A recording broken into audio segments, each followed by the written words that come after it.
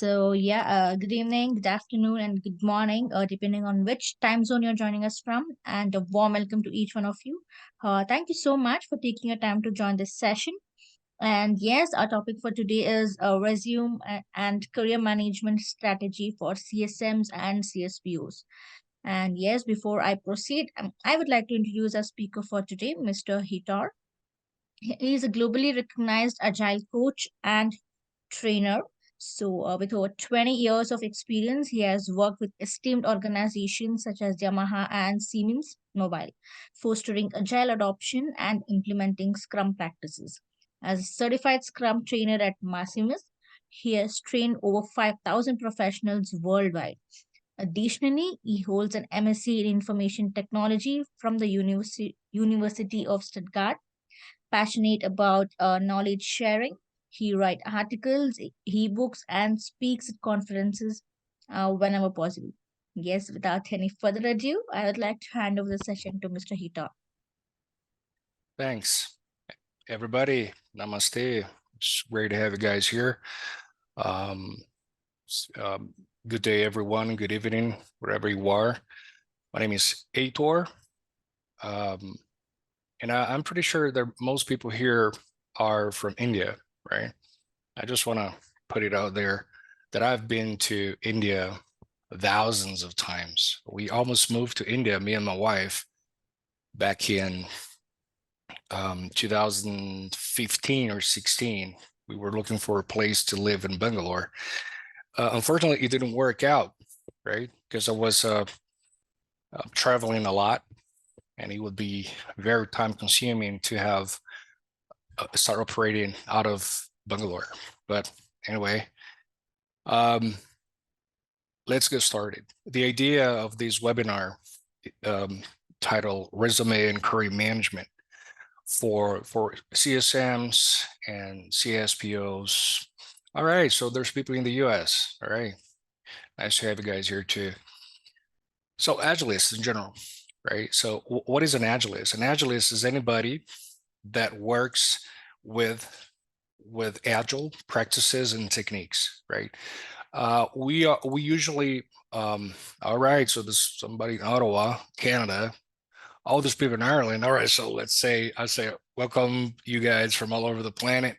It's just that the guys informed me that the time zone would be the Indian time zone. So I thought everybody from India would be here, but not necessarily. All right, great to have you guys here. So an Agilist is anybody that works with Agile practices, right? It's kind of a new term, relatively new term. When I started working with Agile, that was back in 2004, and for Siemens Mobile, and we didn't use the term Agilist, and there was no term as Agile Coach. All right, the term Agile Coach started getting traction, I believe, early 2010s or so, right?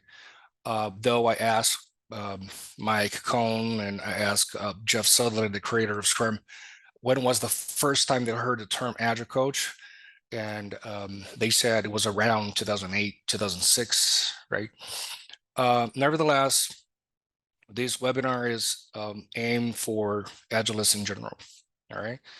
So take a look at this picture here.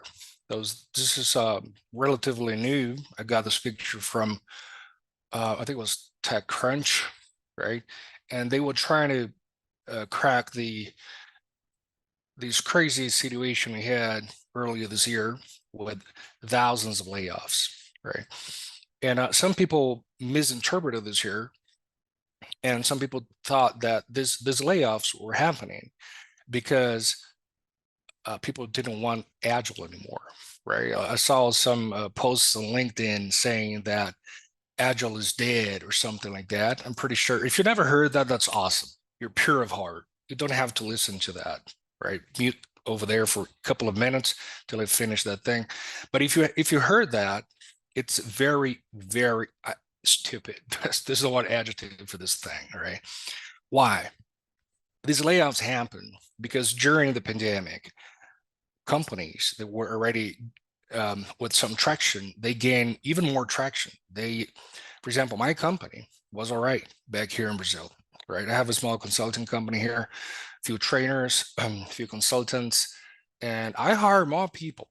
Why? Because curiously, customers were looking for transformation projects even more during the pandemic, which is crazy, right? Because I remember the first customer I got was a legal tech, right? Hey, Texas, what's up? Um, and I asked the CEO, are you sure that you want me to start this project now? Because I never worked from home. I never conducted projects from home. And he said, I think that's the time. And I said, all right, let's get it done. It was awesome. We increased the market valuation of the company with the transformation project by 12%, right? 2 years later. And that's awesome. All right. So what I usually do is I try to talk to, you know, the higher echelons of companies to try to understand what's up, what's going on, what are you looking for right now, right? And being an agilist for 20, almost 20 years, right? Now in January, it's going to be 20 years I'm working with Agile.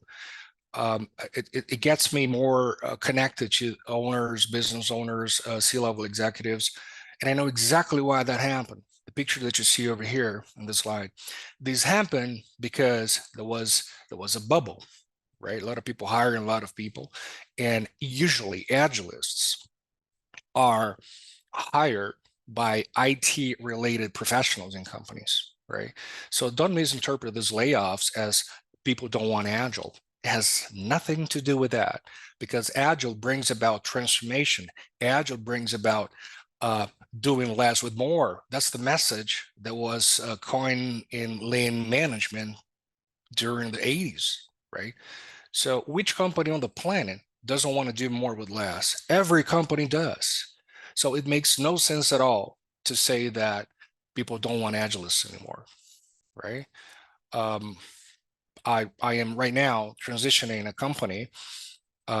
It's a pharmaceutical company.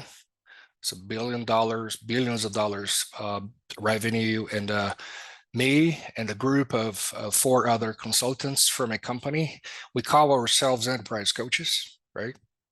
But the name actually doesn't matter.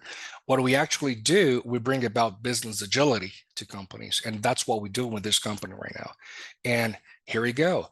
I never saw until now, after 4 months of project, I never saw anybody from IT, right? We have a point of contact over there to help us with tooling and getting things done, like implementing Jira, Kanbanize, Trello, and helping us, teach executives how to use these tools, and sort of to implement Scrum at the C level, right? So IT and Agile, they were born together. So meaning Agile was born in IT. It's not an IT thing anymore. It's bigger than that, right? So there's no reason to think that we're not going to be needed in the next 20, 30 years. Why? Because every company wants to do more with less. That's the first thing you need to understand if you care about a career, right? All right. So here's what I'm going to cover today. I'm going to help you guys create a learning plan for yourselves. Why? Because it's the major thing, right? There are 3 things that help you land a new contract, a new job, right? I'm going to tell you what it is. Knowledge is the first and foremost, the most important thing, right? And then I'm going to present to you guys the 5 knowledge areas for agilists, right? And I'll give you guys 3 tips for your next job interview, all right? Now, take a look at this here. A lot of people see that and they sabotage themselves saying, oh my God, there's so many. Yeah, there's a lot of people looking for agile coaches or agilists or scrum masters or product owners. And then some of those job sites like LinkedIn or Indeed or etc. Right? I don't know if people still use Monster in the US. I don't think so, but it's all these job websites. Um, they sometimes put how many people have um, applied for a specific position over there, right? Like you see over here. right? 31 applicants, 34 applicants, 9 applicants. And there are, and if you go to a bigger company that people look for and want to work there, right, because of the perks and everything, you're going to see hundreds of applicants, right? I am based out of Brazil, and in Brazil, the market is it's very, it's doing good right now, so to say, for Agilists. So you find a job description with thousands of applicants, right? If you're looking for a job and you're not solid, right? You're not centered, right? You don't trust yourself enough. You're going to look at those number of applicants and go like, oh, I'm never going to get that, right? That's the first mistake, right? Don't ever, don't ever say that out loud. Don't even think that, right? Why? Because you're bitter on reality. If you say that you're never going to get, then you're never going to get. That's what everything is going to understand, that you don't want to get that, right? So never think that. Why? Less than 10%, less than 10, and I think this number is even lower, actually. So employers say that less than 10% of applicants are considerable match. How does this work? When I hire a lot of Agilists throughout the year, right? And when we hire, of course, we want somebody to hit the ground running, right? So I want somebody with the experience, with the expertise, with the knowledge that I need, so that the person can conduct transformation projects with me, right? And then I create the perfect job application, job description. There you go. That's my job description. And you look at the job description, you're going to see things like, you need to know things about Scrum, you need to know things about Kanban, you need to know about management, all right? Management. People take that for granted. And I say management, I say business administration, and all the facets this thing has, right? I'm talking about finance management, project management, product management. These are knowledge areas that predate Agile. So lesson here is only Scrum and Kanban are not going to transform anything. Do you know that? Right? I know when I give talks, I was giving a presentation to a Belgian conference. I forgot the name. It was last year, or earlier this year, I don't remember. But when I said the Agile coaches around, they know nothing about business, I'm not mistaken. Right. And I said that, and everybody that was in the audience was Agile coaches, right? They start dropping the call, right? Why? You know, because they really don't know about management. You have to open your perspectives, right? Why am I saying that? Because if I had on my belt, my Batman belt, right, my utility belt, only Scrum, Kanban, and Agile tools like Leanception or Design Sprint, right, Agile resonant tools, right, not necessarily Agile methods, I wouldn't be able to do anything but implement Scrum in a project, perhaps in a group of people, or I would never be able to profoundly transform a company. Do you understand? You need to know about management. You need to know about business, how business operate, right? What C-level executives think?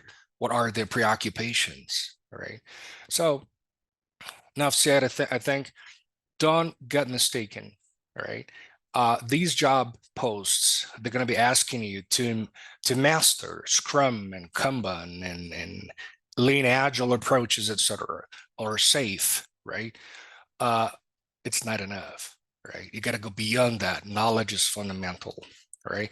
Why am I saying that? Because these are the 3 variables that you need to work on to increase the probability of being a match candidate, right?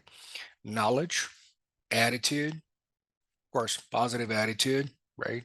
I'm going to say what it is in a moment. It's fundamental during a job interview and networking, right? I know that a lot of you guys are probably wondering, What about experience, right? Don't I need experience? Of course I need experience. But I'm prioritizing the things that I need to cover, the things that I need to master, right? The things I need to work on. Number one is knowledge. Number two is attitude. Number three is networking. And number four, because it's not very important as you thought it was, right? Number four is experience, right? Imagine, would I be here if I had to have experience to operate as a Scrum Master back in 2004 when I was hired by Sims Mobile? I wouldn't be here. Why? Because there were no Scrum Masters around. Of course, I didn't have experience. I took my CSM training back in 2005, like you guys probably did. I don't know if some of you guys ever attended training by me, um, but that's it, right? Companies, why do companies don't care? They do say on the job description that they care about experience, but they don't. They do, but they don't. What does it mean? This means we create the best job description because, as I said, we want somebody to hit the ground running, somebody to get in the project and start working, right? Roll up their sleeves and start delivering. But that doesn't happen because less than 10%, as I said, of applicants are a considerable match. And what does it, for example, you have a job description and then you have 100 applicants and the job description states you have to have 4 years experience. All right, you guys following me? You have to have 4 years experience. You have to know about Scrum. You have to have CSM, CSPO. You have to know about Kanban, KSD, KSI, KMP1 and 2, and all these things, right? And have to be XYZ and etc. And then what if you don't have the experience, but you have all the knowledge?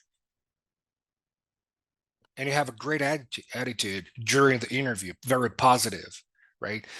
Um, they're going to put you on hold. That's what happens when we're interviewing people trying to hire agile coaches, agilists to work with us in projects. We just put you on hold, right? Because I'm waiting for a few more applicants to see if I find the person who's a match. What happens if I don't find? The two things may happen. I may not find the person, or I may find the person, but the person doesn't have a positive attitude and I see it, there's no chemistry here. The person is not a match to my company culture, right? And then what? And then, you know what? Let me hear again from that boy over there, from that girl over there that didn't have the experience, but showed a very positive attitude, showed that they know who they're talking to because they did some research on the company, on us, that we interviewing them, right? They are connected to people on LinkedIn. That's not working. They attended the Agile event over there, and I saw the person there, right? The person displays knowledge on LinkedIn articles and job posts and posts on LinkedIn, everything, right? And that's when you get a second chance, right? Do you understand? So the probability, even though you don't have the experience, so it's very high that you're going to be called again for participating in a job interview, as long as you have attitude, knowledge, and networking, right? Now, what's the best candidate? Experienced, with knowledge, positive attitude, and great networking. That's the best candidate. It's less than 10%. I think, in my experience, it's less than 7.5% tops. Do you understand? And the situation doesn't get better, guys. So my point here is you have to delve into these three variables here. Knowledge. You have to pour knowledge when you are in a job interview. All right. So let me elaborate a little bit more on that. Right.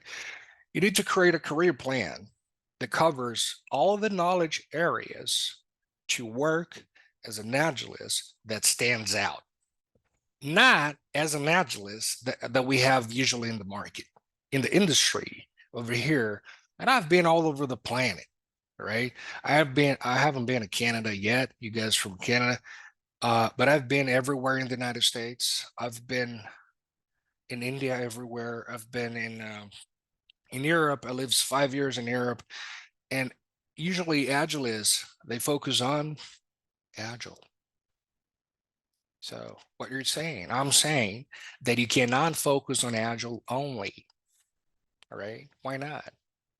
Because Agile does not transform. Agile sparks the transformation. But Agile per se in itself doesn't transform anything. It sparks the transformation only, right? Think about it. Is there any training in Agile or Agile related around the planet right now? Google right now and look for a training that teaches you how to create an organizational transformation plan. There ain't no trainings, guys. How do I know that? Because this is what I do, right?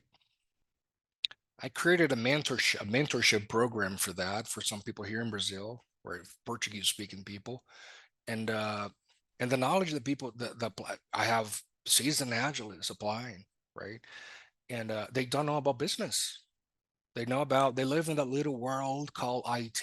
Most of them, like 85, 90% of them, right? We are, there was a very big movement, Agile HR, for example, Agile marketing, for example. But the percentage of the professionals that know about that or work on those areas is very low, right?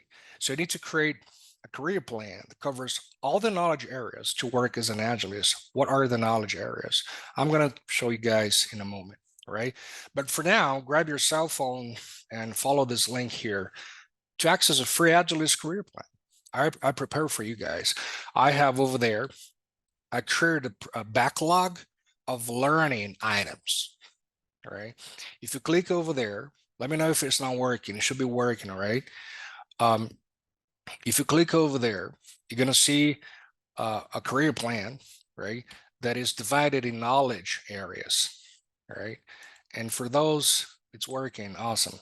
And for those knowledge areas, I added some things that I would love to see people displaying knowledge about, right? And make a copy of this document and create your own plan, right? Yeah. The link in the chat. Um, oh my God. I don't know. Somebody from KnowledgeHut, Somnia, somebody that is helping here. Can you guys? There we go. Thanks, Syed. Very cool. All right. All right. So make a copy of that. Create a plan. I'm going to explain how you're going to work with this plan. All right.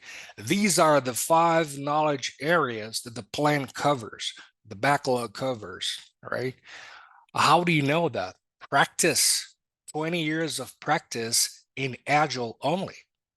Conducting, like people are saying now, conducting transformation projects. Back then, we used to say, I'm going to implement Scrum in a company. We now say, to be cool and charge more, we say, we're going to conduct transformation projects, right?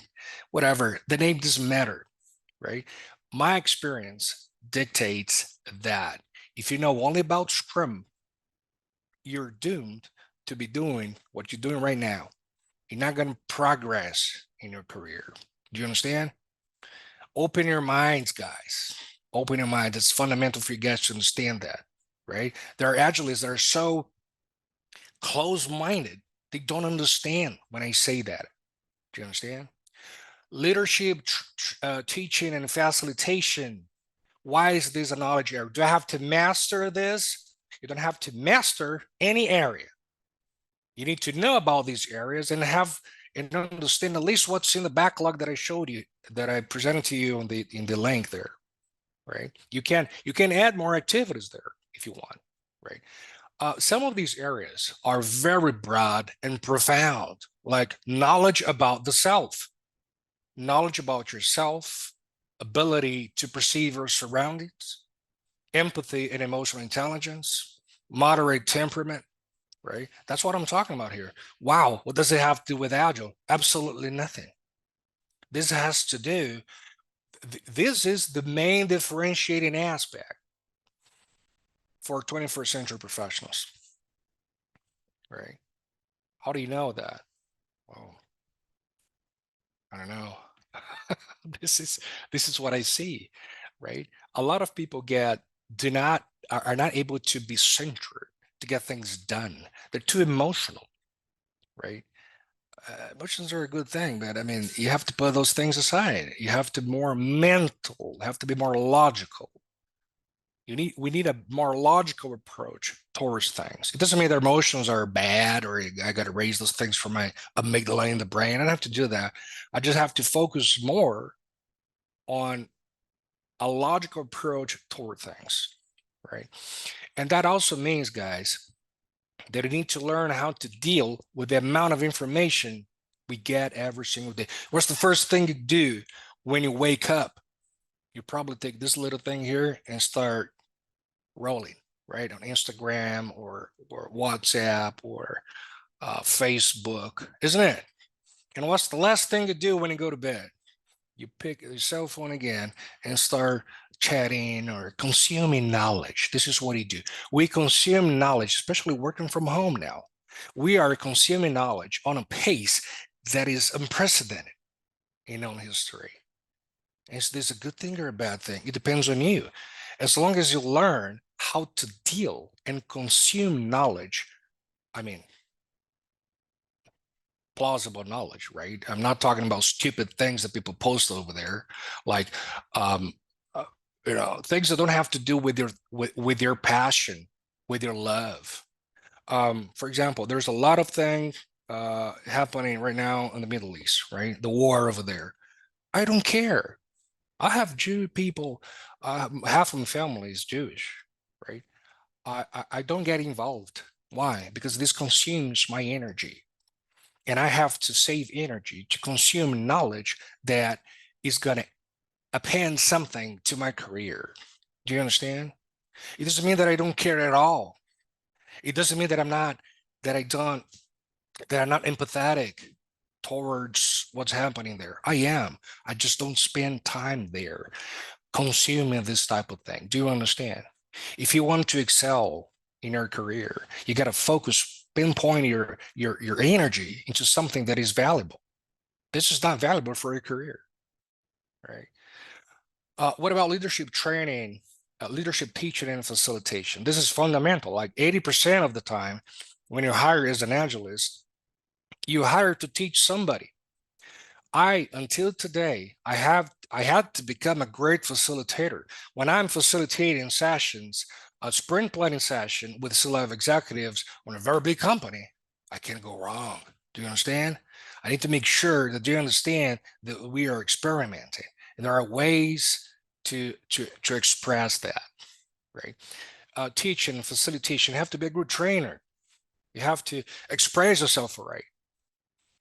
Business agility. That's the business aspect of things. Because people think the business agility is implementing agile all over the company. It's not, right? Agility is a term that predates agile, right? Don't forget that. Agility is a term that predates agile. Let's see, my book is here. No. All right. So Jeff Sutherland presented a book to me about, that was back in 2017, I guess. And then he said, that's where the name Agile comes from, right? I was in Massachusetts in his company over there called Scrum Inc. And he said, that's where the name comes from, right? And I said, oh, interesting. What is this book about? This is a business book, right? In 2014, I met Mike Biddle, also signatory of the Agile Manifesto. We met in Barcelona, in Spain. And Mike said, he showed me a different book, right? A book called Agile Manufacturing. And he said, that's where the name Agile comes from. So I don't know where the name Agile comes from, but both books are not IT books. They are business books, right? And they define agility, right? So business agility is not a new term, right? Agility in itself is not a new term. We just added business agility in front of it. So it sounds new, but it depicts a necessity of companies that's around for thousands, I don't know, for at least 150, 200 years, right? Think back in 2000, early 1900s, when Henry Ford and other pioneers in manufacturing founded their companies, right? Don't you think they were already thinking about, is there somebody doing things faster, cheaper, and better than me? Of course they were. Do you understand? The need to make and do things FCB, faster, cheaper, and better, it's around since the dawn of the industrial era. Industrial era. Do you understand? This is why you need to understand about organizational governance. So how do we work in this company? You have to have a systems thinking broader perspective. You need to understand organizational strategy. You got to have a deeper knowledge about lean agile management, knowledge about the foundations of management as well. Right? The foundations of management, guys, like Professor Gary Hamel says, it's centennial. It has more than 100 years, and we are trying to apply agile related concepts on top of a basis that is very, very old. What's going to happen? You got to poke this beehive there and try to change how people perceive and manage things, how the governance of the company. And agile and Scrum don't say anything about that, right? Nobody's saying anything about that. Very few people are saying things about that. And I came across a book that is it talks about organizational transformation, but unfortunately, it was written by a coach. A coach doesn't know about business. Very few coaches know about business. Coaches know about coaching. In 20 years of Agile, no company, nobody ever hired me for consulting, neither consulting nor training to develop people. This is part of my job, but not the main activity, the main thing that I perform. All right. So broaden your perspectives. Number 4 here, agile product and project management. Why? Because this is where things happen. This is under the hood.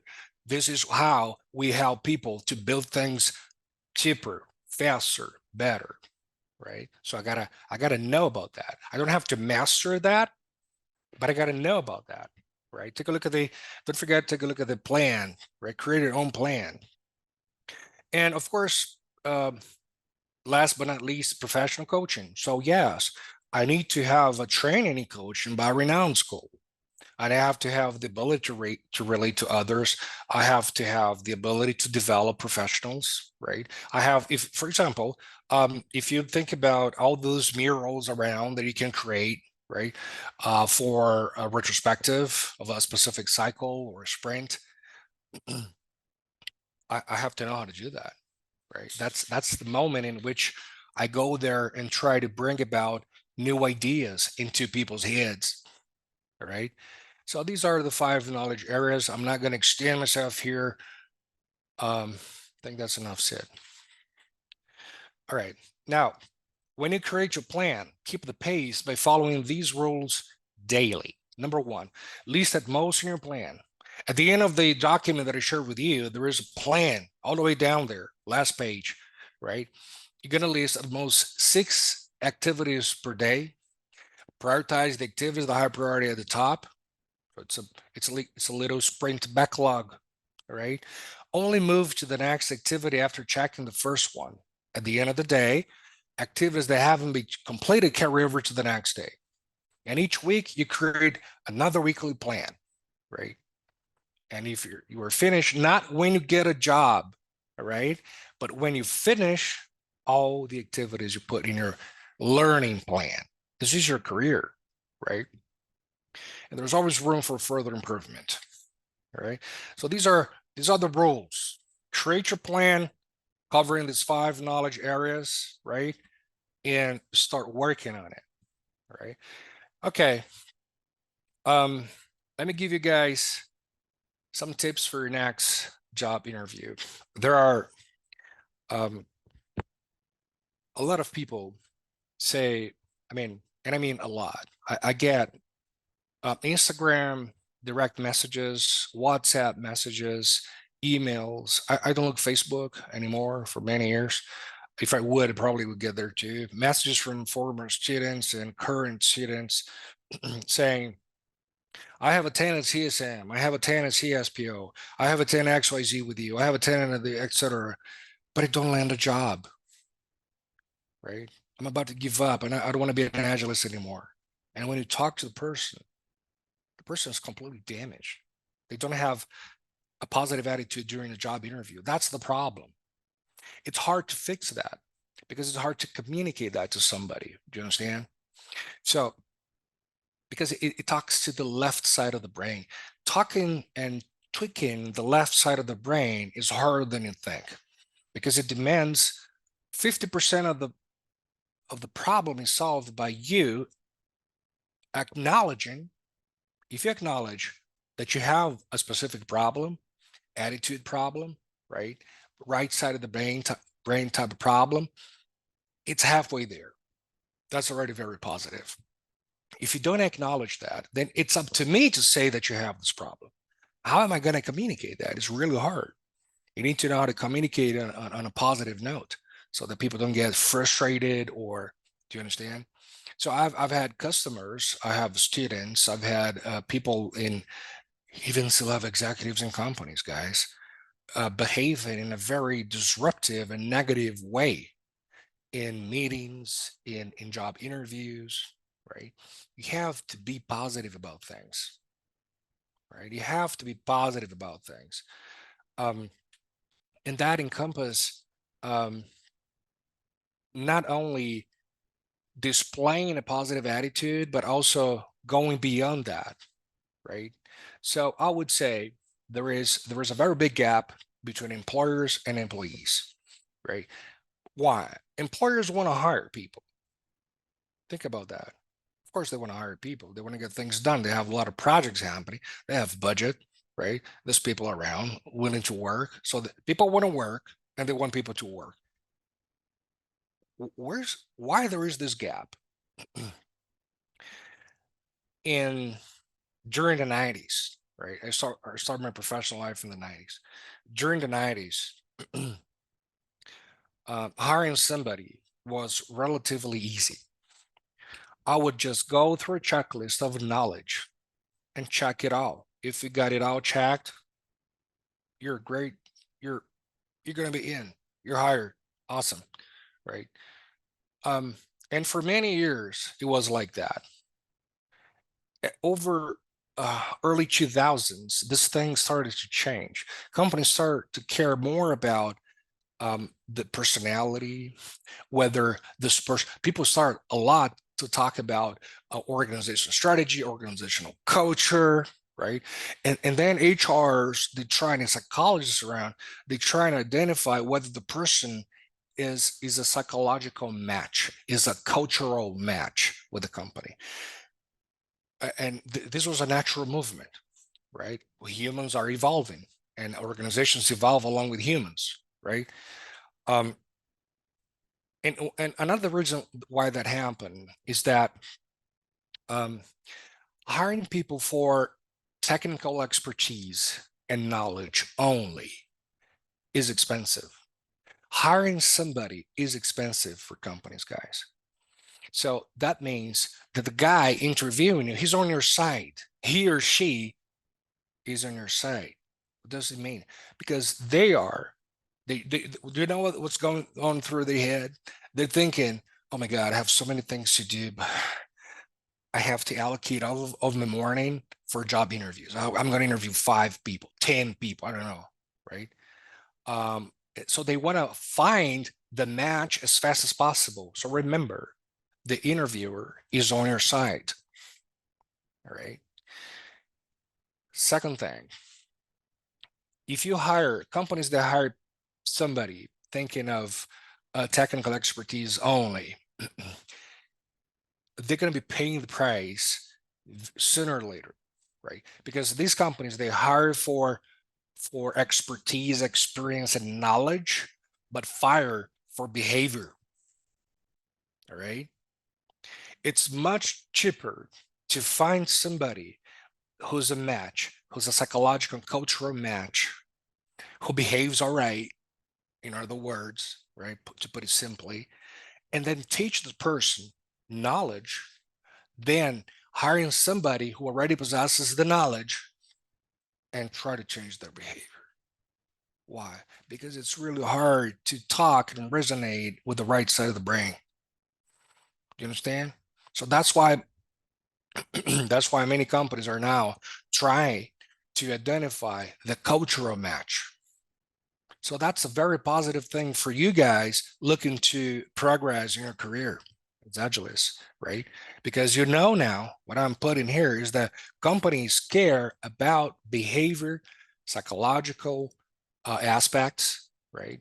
In order to understand if you're a match. So, third and last thing for your next job interview, research about the company that you're applying for. Try to understand, try to map their cultural behavior, right? Let me show you guys how to do that. It's very easy. It's a metaphor that I developed a few years ago during my CSM trainings, right? So think of the company. So here's what you're going to do. On average job interview, you're going to create a brain. Imagine this is a brain, right? And you guys know about the metaphor, right? The left side, this is the right side, the right side of the brain, and the left side of the brain, right? The left side of the brain is the side of the brain that talks about the logical aspects of things, right? Learning aspects, mathematics, etc., right? Science and everything. The right side of the brain is the opposite, is the behavioral, emotional, right? So I'm going to just put it here logical and here emotional, right? And you're going to be being interviewed by a company. You're going to create this map here for every single company that is interviewing you, company XYZ there, right? And try to understand and put it here topic wise how they operate and how they perceive things. So the right side here says how we perceive or how we think about things. Try to understand that before you go to the job interview. How? LinkedIn, right? Look for Glassdoor, see if there are any complaints about it. There are many websites that can research, right? Like Glassdoor. People that work in companies, they put over there what they think about the company, if they have any complaints, something. Also, of course, LinkedIn. What type of posts people that work in these companies, what type of posts they post, what type of things they write, right? How knowledgeable are these people, right? So, and the left side establishes how people on that company work. How do they work? And here you're going to be writing down, you're going to be jotting down things like, do they use Scrum? Do they have knowledge about Lean Six Sigma, or just lean thinking in general, or management, right? Do they know about Kanban? Do they have business executives? Look for on LinkedIn as well, people that work there, what type of certifications they have, right? Do they have CSM? Do they have CSPO? Does the owner, if it's a startup, for example, do they have this here? Because if they do have this here, wow, it's going to be awesome. This is the right place to work, because how we work reinforces how they think, how they perceive things, and how they perceive things literally determines how they work, right? The conjunction of those two sides here is known as the company culture, right? So that's my tip, right? Try to map the company culture using this very simple tool metaphor here so that you guys understand. And, so you don't feel like walking on broken glass when you're going to get interviewed by somebody from that company, right? I hope this makes sense to you guys. All right. So this is a tool that's going to help you bridge the gap between you and the company, right? Well, so wrapping up, research on LinkedIn, who is going to be interviewing you, establish rapport, who's going to be interviewing me? If it's possible, try to identify, right? You can ask, who's going to be interviewing me?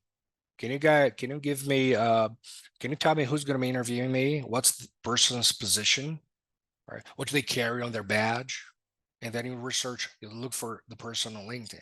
LinkedIn, guys, first of all, I'm going to take a step back. If you don't have a nice LinkedIn profile, you're starting with the wrong food, right? You have to have a very cool LinkedIn profile. It's the door to the industry. That's every literally, if I could risk a number, maybe 99% of recruiters, HR people, or people, they're not calling HR anymore, right? Um, that's how these people look for you on LinkedIn, right? Thanks, Louise. Louise, great illustration, holistic approach, company coach for fit. Yeah, let's go. It's pretty cool, right? It's been working very well so far. Try to say no. Number two, try to say no without saying no. Be positive, right? And people sometimes they go like, that's crazy. How am I going to say no without saying no? I'm from Brazil. This is what we do, right? So imagine somebody's interviewing you, and they ask, for example, I'm going to give a practical example. Tell me your experience conducting sprint plannings. You don't have any experience conducting sprint plannings. How are you going to answer this question? By pouring knowledge. Do you understand? Sprint planning, wow, it's very important. That's the major objective of the sprint planning is answering the following question. Does how much fits in this upcoming sprint? It's fundamental. So I have at least 3 agendas that I use on Mural to conduct sprint plannings. Boom, boom, boom, boom, boom. And then I explain sprint plans in detail the person doesn't even know because I'm pouring knowledge, because I'll go beyond Scrum. Do you understand? Right. That's how you say no without saying no. And if the person, that probably with pouring a lot of knowledge, probably the person's not going to ask. There is a good probability right? Good probability means it's still probable, but there is a good probability that the person is not going to ask, well, have you conducted a sprint planning, yes or no? Right? If they ask, though you decrease the probability of that happening, you got to say no. All right. Another example, I was getting hired by this big pharmaceutical company, right? And they asked me, because I have a methodology, I develop a methodology to transform a company, right? Using bits and pieces of SAFe, Scrum at Scale, LESS, organizational Kanban, lean management, lean agile approaches, and I created my own thing, right? And I sell that to big corporations to help them transition. And then the CEO asked me, he saw one presentation of mine to a group of entrepreneurs in Brazil. And then he asked me, all right, so you tested that in a company with 1,000 people. Is this going to work in my company that has in Brazil 3,500 people? And he said, I didn't say, I don't know. I could have said, I'm not sure, but that's not being positive. I said, I see no reason why it shouldn't work, given the process and the methodology is very flexible. In the very good spirit of Agile, it's flexible. I got the contract, all right? So I have to be positive, right? But being positive doesn't mean that you may lie. Never lie on a job interview. If you don't know something, say you don't know, right? That's why you can't go to a job interview not knowing something. That's why I said knowledge is number one, right? These 5 areas are going to encompass everything you need to know and ace in a job interview. And if you don't have experience, that's number 3, right? Focus on what you have learned, knowledge, pour knowledge on the job interview, all right? All righty. That's it. That's what I had to bring to you guys today. Follow this link if you guys want to enter my WhatsApp group of Agilists across the planet. I have thousands of people there. There are many groups. Now that WhatsApp allows us to have one single group with thousands of people, right? I had many groups already. So I'm focusing on one single group to grow the group, right? So click over there. And if you need practical tips and help on transformation projects on your company, feel free to reach out at Heitor, right? I know for English speaking people, it's kind of hard to pronounce that name. It's hard in Brazil too. Heitor at maximus.com. All right. Failed to get group info. Oh, sure. All right, let me check here if this link is working. If it's not, I'll just put the link on the. Well, it's working here. It's working here on my phone, right? Syed. So this QR code there should work, right? All right. Silent H, that's correct. In Portuguese, H is silent, just like in French, right? All right. Thank you very much for being here. I hope you guys enjoying the webinar. Let's stay in touch. Thank you very much. Be safe and be happy. Yes, it was a very informative session, Ager. So I hope everyone enjoyed the session. And we are planning many sessions with Ager in the coming months. So please visit our website and please get registered. Yeah. So people are asking the WhatsApp link. All right. I'm going to get the link here and put in the chat. Yeah.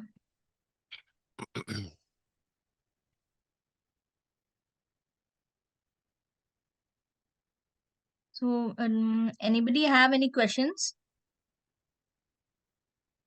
All right. Right. All right. Any questions there? The WhatsApp link is over there. That's a great comment over there. Now I know why so many Scrum jobs require so many other experiences came out. Exactly. Exactly. Never judge, guys. Never judge a company. A company does what they are supposed to do, right? No company on this planet was created to do Scrum, right? No company on the planet. Literally, CEOs don't care. If you go there armed to the teeth with Scrum and Kanban, people want results, right? And knowing about business is the best way to deliver results.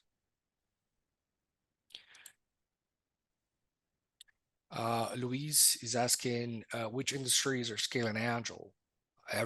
Mainly those you have banks, a lot of banks.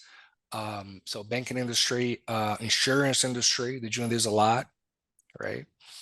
Yeah, the Scrum is new in pharma. That's correct. That's why I was very eager to get this contract with this pharmaceutical company here in Brazil, right? It's a very big company, very big revenue. We got to work very precisely, right, with a methodological or methodical approach, right? So, yeah. There's a question on the Q&A thing here. Can you please shed light on business analyst transformation journey into product owner of the CSPO certification? Ganga Dazadi, I think business analysts are a natural fit to be product owners, all right? Product owners are not perceived as transformation agents much, right? So product owners are usually perceived as people on the other side of transformation projects, right? So you have transformation agents and then you have business people. So product owners are most perceived to be on the side of business people, of course. So if you attend a CSPO training and you want to deepen your knowledge, take a look on the Scrum Alliance website, right? There is the advanced CSPO training, and also take a look at a website called productschool.com.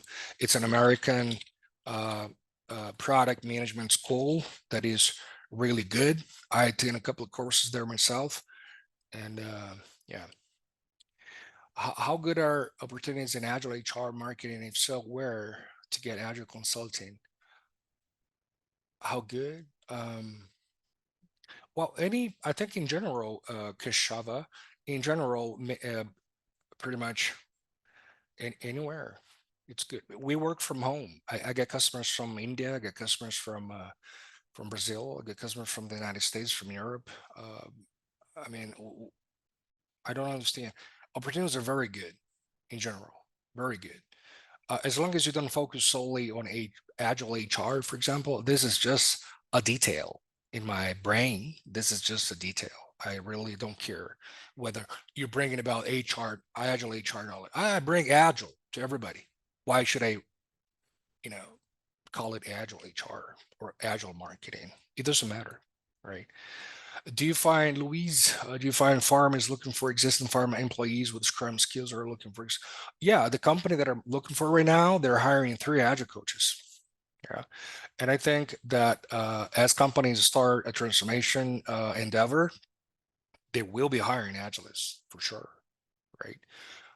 Or I think the probability that they're going to be training people that are already there is higher than hiring outsiders, right? But it doesn't mean that outsiders are not going to be hired, right? ECSM required before CSPO? No, though I think it's a good idea to attend both, right? Because CSM gives you a more solid foundation on on Agile and Scrum. Scrum is a methodology. Scrum is not a methodology, Louise. Scrum was born. That's something that most of you guys don't know. Scrum was born as a methodology. I think you guys can see my my screen over there, right? So if you guys take a look here on this website, this website here is belongs to Jeff Sutherland, and this is the first paper ever published about Scrum. I'm going to put here in the chat if you guys want to know about the history of Scrum. So Scrum was born as a methodology, but it's not a methodology anymore. It's just a framework, just a work model, a lean work model for a single team, right? So Scrum was not made to automatically scale, right? So I have to have broader perspectives in order to make that happen. If you want to do both courses, I don't know, people from KnowledgeHut get her information and try to give her, I don't know, a discount. She's going to take both courses, or enter my WhatsApp group and talk to me there. All right. Great. That's it for today. Thank you very much. Have fun. Yes, thank you everyone for joining the session, and thank you, Heitor, for your time. And yes, we see you all in the next sessions. Yeah, have a great day.